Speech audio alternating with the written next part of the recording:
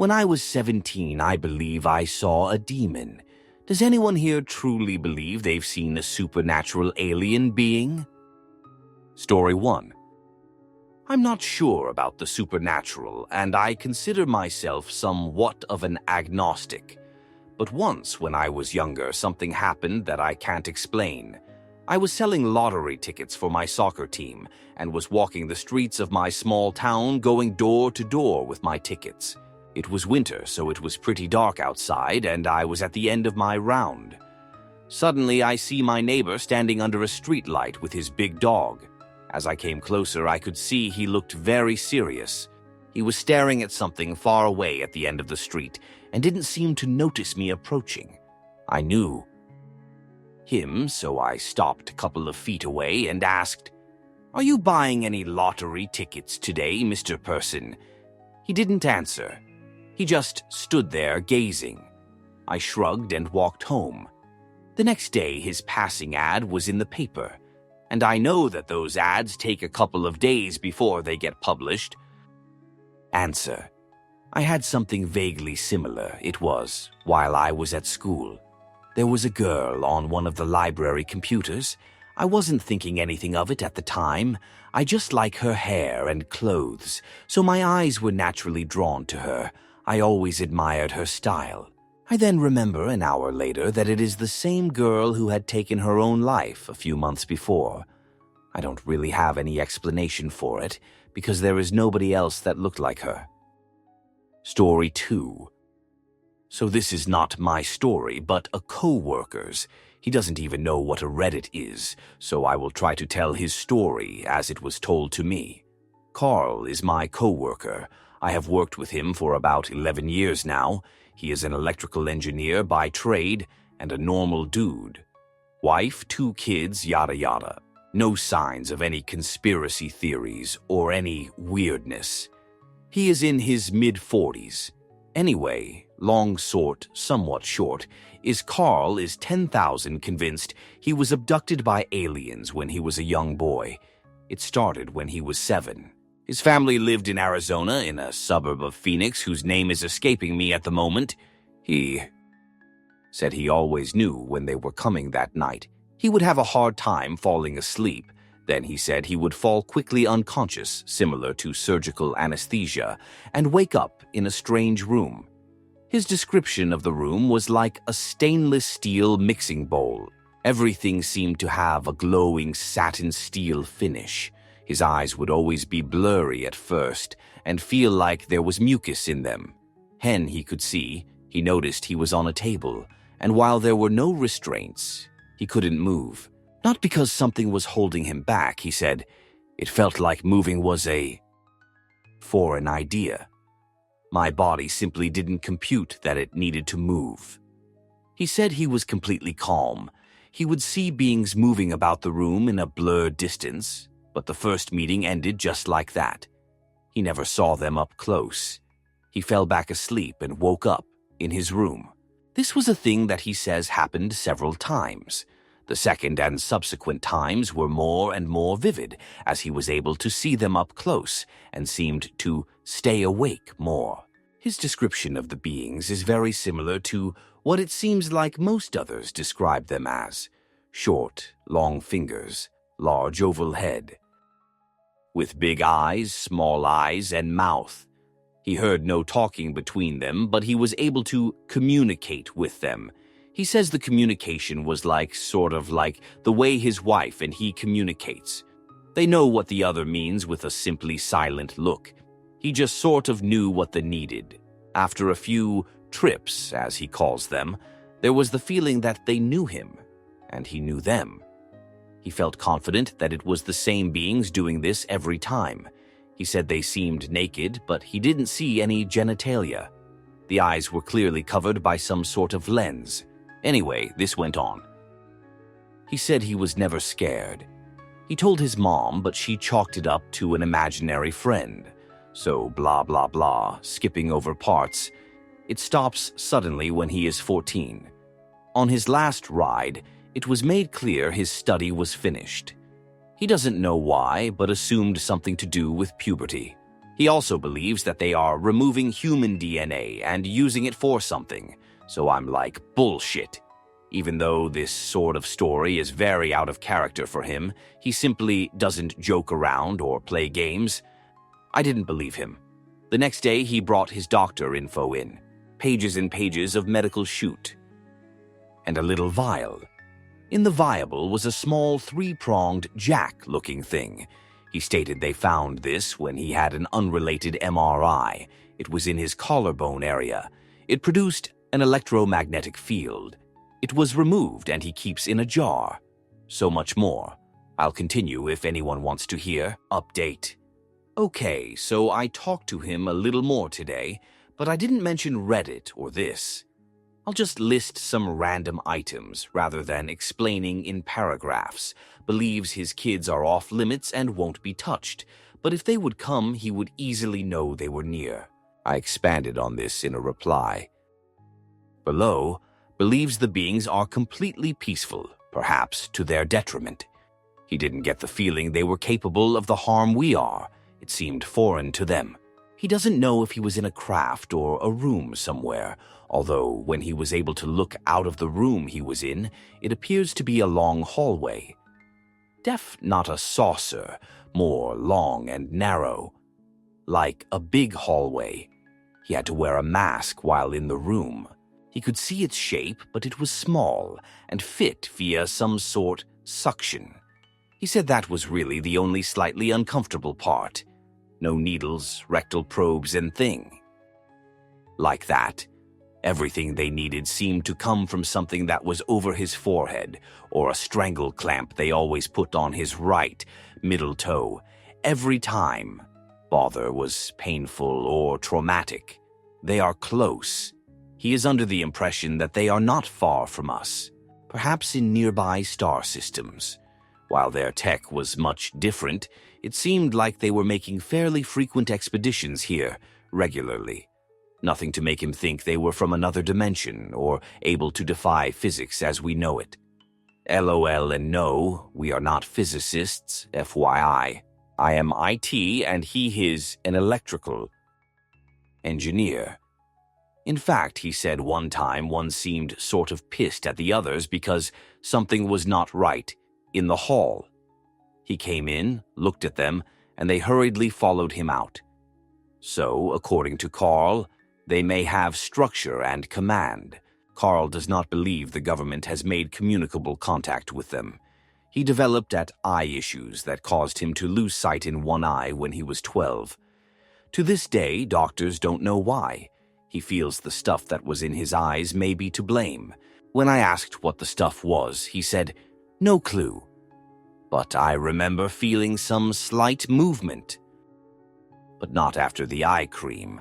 I have always assumed it may have been something for pressure, to keep my eyes okay from some pressure. I'll ask some more after lunch. Answer: I had something similar happen to me when I was younger. I've never told anyone outside of my family. I remember waking up in the middle of the night, but there was a bright light right over me.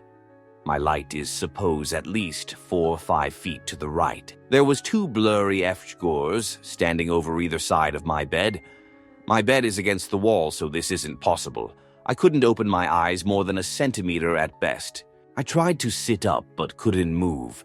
I couldn't lift my arms or legs, and I remember the figures stood about 5 ft above me. But I slept on the top bunk at the time. In my sleepy state, I assumed it was my parents, and fell back asleep. The next day, I asked if they came in my room last night. Neither of them had been in there. Story 3. I knew I shouldn't have read this thread at 1 a.m. in an unfamiliar house. It's okay. I didn't want to sleep tonight anyway. What's worse is, this is right by the bed I'm sleeping in, and I've darn near pissed myself at least 3 times already. I have some stories, but I don't feel like creeping myself out more, so I'm gonna stay quiet. Story 4. I used to think that I saw demons all the time, too. Then I learned that I have hypnopomia, where I dream in real life upon awakening. My dream images are superimposed on the real world around me. If you think waking up to a demon is horrible, try being a young girl and waking up to a strange man leaning over you. That show was terrifying. Edit. Wow, this is crazy. I had no idea that so many people experience this too. I thought my room was literally haunted by angry ghosts and demons that were trying to possess me until I learned about hypnopompia in college. I came from a religious household that took the supernatural very seriously. The demons never scared me as much as the strange men, though. If only I'd had Reddit in you guys as a kid. Many people are talking about sleep paralysis here. I also have had about a dozen episodes of sleep paralysis over my lifetime. During the sleep paralysis, I wake up frozen, unable to move at all, except with my mouth wide open and head feeling like it is tilted back. I haven't had any hallucinations during sleep paralysis, but do always have a feeling of impending doom. After a minute that seems like forever, I regain the ability to move, and the overwhelming dread goes away. When I have hypnopompia, I can move. In fact, I can run pretty darn fast. Perhaps the OP was sleepwalking and then had a hypnopompic hallucination in his kitchen. I hope this explanation makes him feel better. Answer: I have hypnagogic hallucinations. Kind of similar, related to dreaming in a waking state. I believed I saw demons' ghosts until I was in my 20s, and finally learned that it is a sleep disorder. I still see some crazy shoot, but it no longer terrifies me because I know I'm just hallucinating again. However, this OP is freaky as hell, and I am not sure it could be attributed to dreaming while awake. Story 5. My sister and I were in a bedroom in a BB in Ireland. We chatted for a while, then turned out the lights and got ready to sleep. The radio on the bedside table came on, in between stations so that it was half static and half Gaelic. Irish. We couldn't understand. We tried turning it off, but the switch was already off. We stopped it by unplugging it. As soon as we'd done that, a knocking sound came from inside the cupboard. We opened the cupboard to find a door in the floor. It had a handle and hinges, just like a door in the wall, but in the floor. As soon as I touched the handle, the knocking stopped. The door was locked, so we never saw what was there. Story 6. Well, once I woke up in the middle of the night, a couple of months ago actually, I opened my eyes and saw this face staring back at me around a foot away from me. Instinctively, I threw something at it. I think my jeans. When I heard the clonk, I remembered it moved my wardrobe with a mirror there. I'm a fudge idiot. Story 7. My wife is sure that she saw Bigfoot in the Inn Castle Crags, outside of Mount Shasta. She's sure of it. Story 8. On 2 separate occasions, I have seen a figure standing in my bedroom. The first time I was 8-9. The second time was last year. Starting about 2 to 3 years ago, I began hearing 2 distinct voices in my house. One is a female voice, the other male. The weirdest part about it is that I think the female is a lot more benevolent pranky than the male. Like, when I'm home alone, I'll hear what I think is my mother calling me from downstairs, only to go down and realize no one is there. Once I came home and opening the door, I heard the female voice say, "Oh, he's home," to which I replied, "What's for?" "Supper."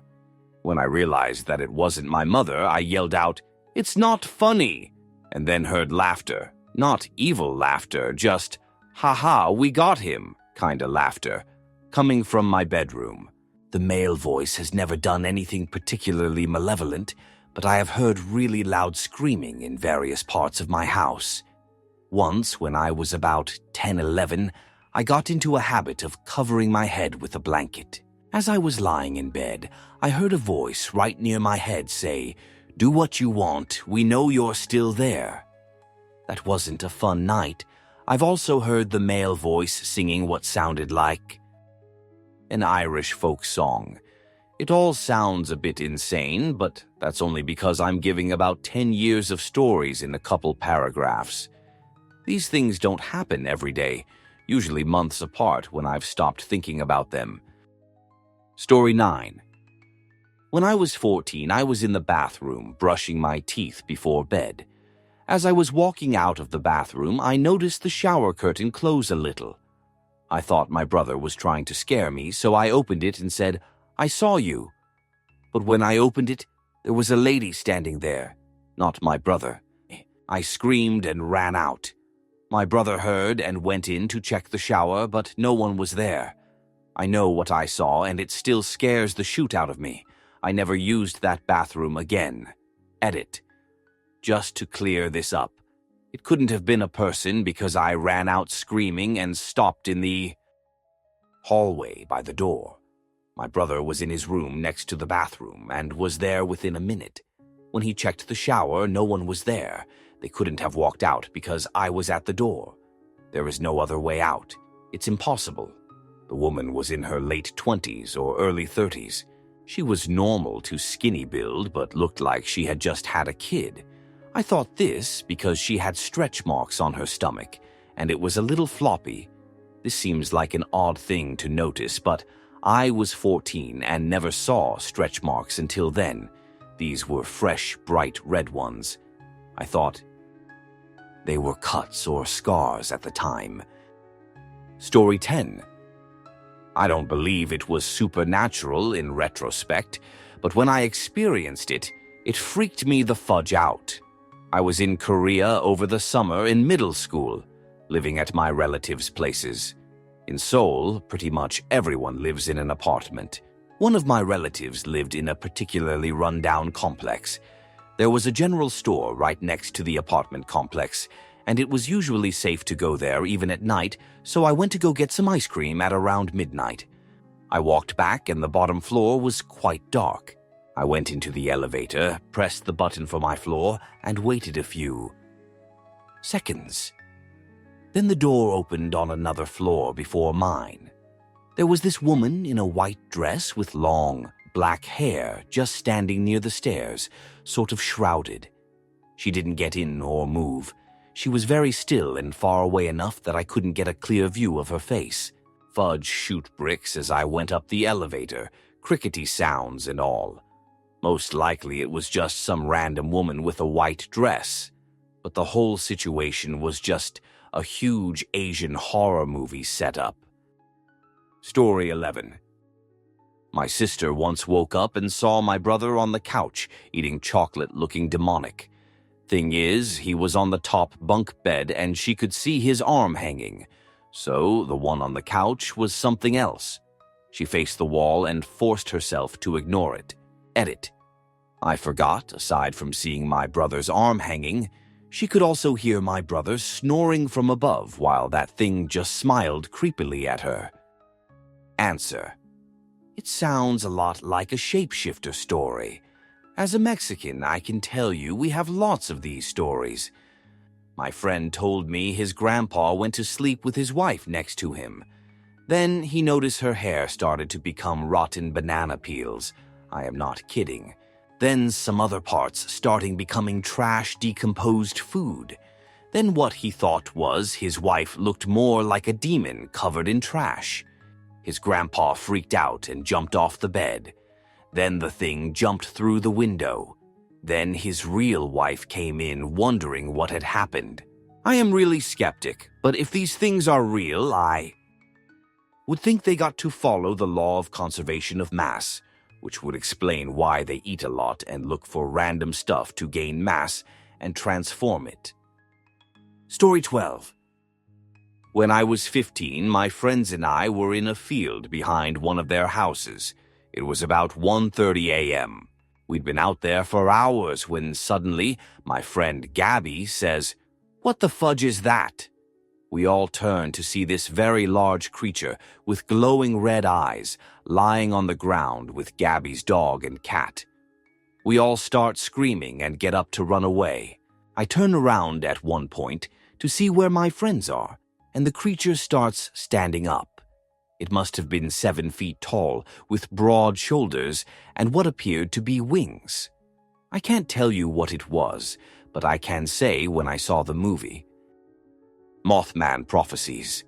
A few years later, I froze, realizing it was almost identical to the creature we saw. Answer: I'll never forget this night for the rest of my life.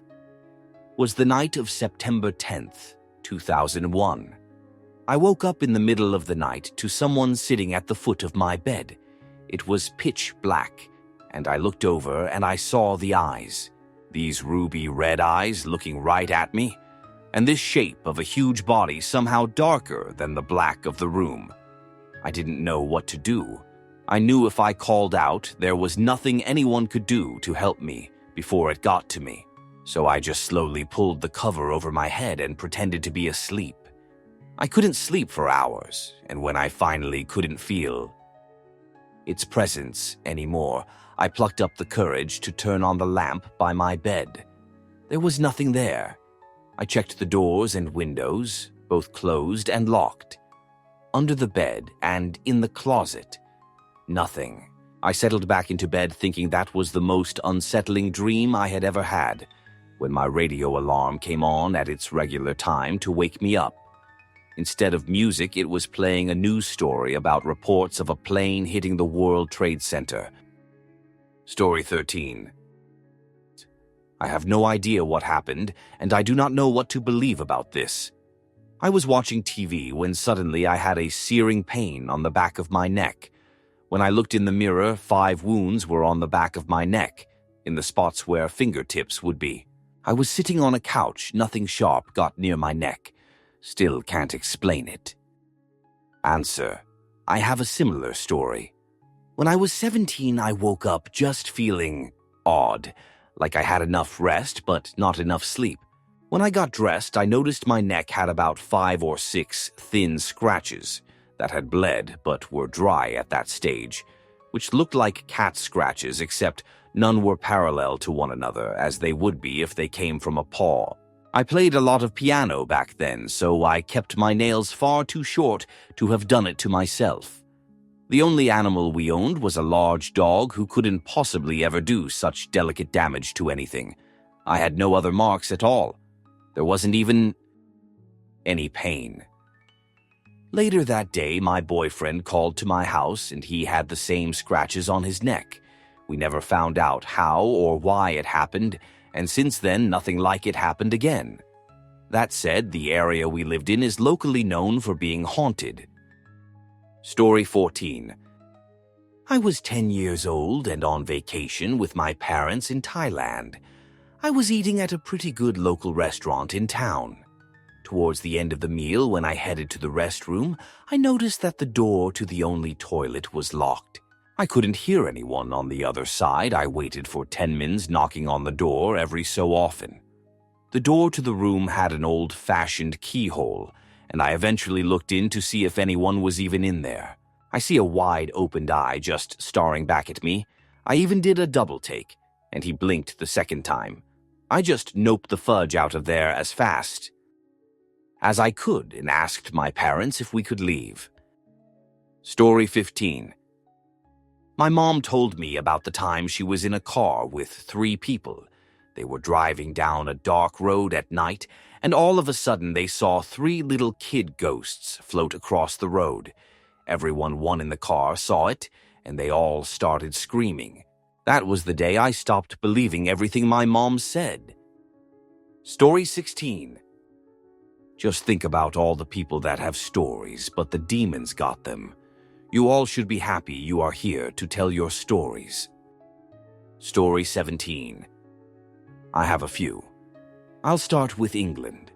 When I was in my first house, creepy shoot would happen all the time. First of all, I always heard noises above my bed in the attic, like creaking and shuffling, but it was too heavy to be rodents. I recall laying in bed one night and something grabbed my feet and tried to pull me out of bed, but I kicked it and it stopped. Another was in the middle of the night. It was dead on 12, and I looked up to my sister, standing in my doorway with the creepiest motherfucking smile on her face. Needless to say, she recalls none of it, one of the last major. Things in this house was at about 7, but given that it was winter, it was dark. My room was like this, and I was home alone, laying on my bed. I distinctly remember a black, cloaked figure float into the bathroom, and it left a horrible chill. I don't remember what I did after that, but I don't know what I'd do now. Also, there was a lot of toys moving themselves and setting themselves off in the night. My adjacent wardrobe was pretty much the gates to hell, but I really can't be arsed going into that. Now for the second house in England. My dad's cousin had a 3-story house, renovated. Attic. But there was a strict rule to never go in the attic, under any circumstances. Anyway, 4 of us were playing hide-and-seek in the attic, and I was looking for them. After almost giving up, I heard a noise from upstairs. I walked up the creaky stairs to the attic and saw someone sat on the edge of the bed in there. She fudge turned around and had the most horrifyingly haunting face, with an expression to match. I fudge froze.